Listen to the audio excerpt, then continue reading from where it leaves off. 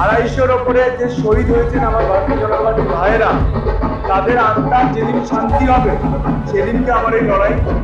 যতগুলো ভোট পড়বে আমরা ততগুলো গাছ লাগাবো।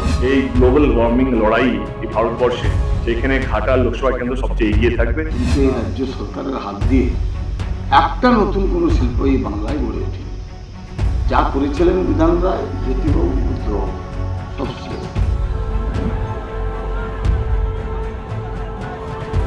Ghatal master plan golden hub Ghatal Lok Sabha কেন্দ্রের প্রধান ইস্যু।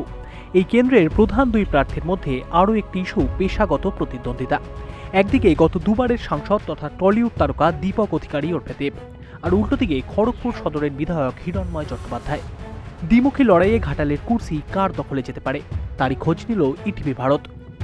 2014 সালে সাংসদ হওয়ার পরেও চুটিয়ে অভিনয় করে চলেছেন দেব। সংসদীয় এলাকার কাজের পাশাপাশি একের পর এক হিট সিনেমা, রাজনীতি ও পেশা দুটিকে দারুণভাবে ব্যালেন্স করে চলেছেন ঘাটালের বিদায়ী সাংসদ। উল্টোদিকে মাঝপথেই অভিনয় ক্যারিয়ারে ভরাডুবি হিরণের। হঠাৎই 2021 বিধানসভা নির্বাচনের আগে বিজেপিতে যোগদান, অভিনয়ের পাট চুকিয়ে পুরোপুরি রাজনীতিতে মনোনিবেশ। 2019 লোকসভা নির্বাচনে ঘাটাল লোকসভা থেকে 1,07,973 ভোটে জয়ী হন তৃণমূল কংগ্রেস প্রার্থী দীপক অধিকারী। তার প্রাপ্ত ভোট ছিল 7,17,959। তার নিকটবর্তী প্রতিদ্বন্দ্বী বিজেপি প্রার্থী ভারতী ঘোষ 6,09,986টি ভোট পেয়েছিলেন। সিপিআই প্রার্থী তপন গঙ্গোপাধ্যায় পেয়েছিলেন 97,060টি ভোট। এই লোকসভা কেন্দ্রের 7টি বিধানসভা হল পাঁশকুড়া পশ্চিম, সবং, পিংলা, ডেবরা, দাসপুর, ঘাটাল ও কেশপুর। 2014 লোকসভার নিরিখে দেবের প্রাপ্ত ভোটের হার ও ব্যবধান অনেকটাই কমেছিল গতবারের থেকে।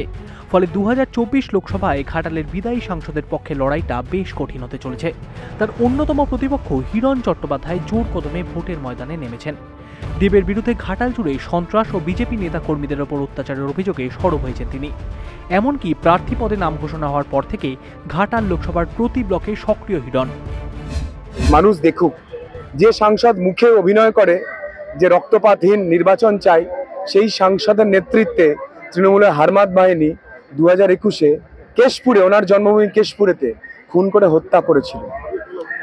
আপনারা আশীর্বাদ করুন আমার এই শহীদ ভাইদের যে আত্মা, তাদের যেন আমরা শান্তি দিতে পারি।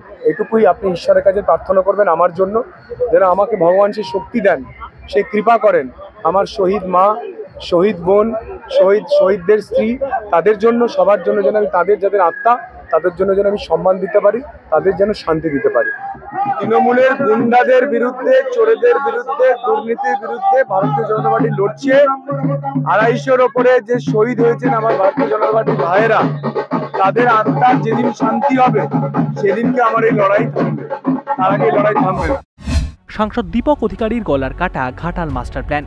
সেই 50-এর দশক থেকে বর্ষায় ঘাটাল মহকুমার বন্যার কাহিনী চলে আসছে। 1959 সাল থেকেই ঘাটাল মাস্টার প্ল্যানের কথা মানুষ শুনে আসছে। 1983 সালে তৎকালীন মুখ্যমন্ত্রী প্রয়াত জ্যোতি বসু ঘাটাল মাস্টার প্ল্যানের শিলান্যাস করেছিলেন। যে আমাদের হাতে ক্ষমতা এলে আমরা সোনার বাংলা গড়ে তুলব।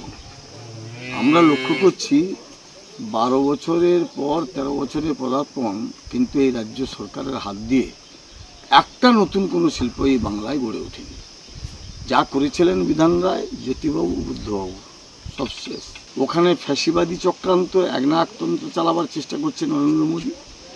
যে তার সমালোচনা করছে, আরএসএসের সমালোচনা করছে, বিজেপির সমালোচনা করছে, তাকে বলছে দেশদ্রোহী। আর এখানে এরা কি করছে না, সবটাকেই গুলিয়ে দিয়ে বলছে আমি যা করছি সেটাই ঠিক। কোনো অজ্ঞাত কারণে কাজ শুরুই হয়নি। সংসদে এ নিয়ে হাজারো সওয়াল হলেও মেলেনি ফান্ড। দেব নিজে 10 বছরে শতাধিকবার কেন্দ্রের কাছে আর্জি জানিয়েছেন বলে দাবি করেছেন। এবার রাজ্য সরকারের তরফে অভিষেক বন্দ্যোপাধ্যায় প্রতিশ্রুতি দিয়েছেন 1,500 কোটি টাকা খরচে 31শে ডিসেম্বরের মধ্যে ঘাটাল মাস্টার প্ল্যানের কাজ শুরু হবে। আর সেটাই এই নির্বাচনে দেবের একমাত্র ভরসা।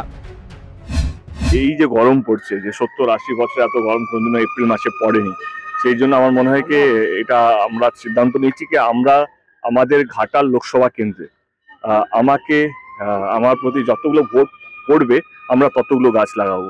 যদি 9 লাখ ভোট পড়ে তাহলে 9 লাখ গাছ লাগাবো, 10 লাখ পড়লে 10 লাখ, 5 লাখ পড়লে 5 লাখ গাছ লাগাবো। কারণ এই গ্লোবাল ওয়ার্মিং এর সঙ্গে লড়াই করার জন্য একমাত্র উপায় হচ্ছে কি আমাদেরকে আরো গাছ লাগাতে হবে।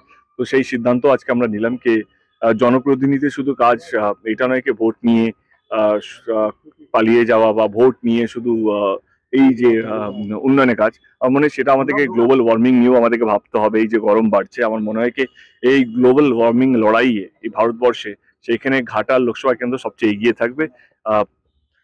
ইলেকশন আগে আমি এটা বলে গেলাম। আগামী 25শে মে ঘাটাল লোকসভা কেন্দ্রের নির্বাচন। সেখানে দ্বিমুখী লড়াইয়ে তৃণমূল কংগ্রেস প্রার্থী দীপক অধিকারীকে সমানে টক্কর দিচ্ছেন বিজেপির হিরণ চট্টোপাধ্যায়। তার পিছনে রয়েছেন স্বয়ং বিরোধী দলনেতা শুভেন্দু অধিকারী। ফলে ঘাটালের কুর্সির লড়াইয়ে কে জয়ী হবেন তার উত্তর জানা যাবে 4ই জুন ইভিএম খুললে। ইটিভি ভারত, পশ্চিম মেদিনীপুর।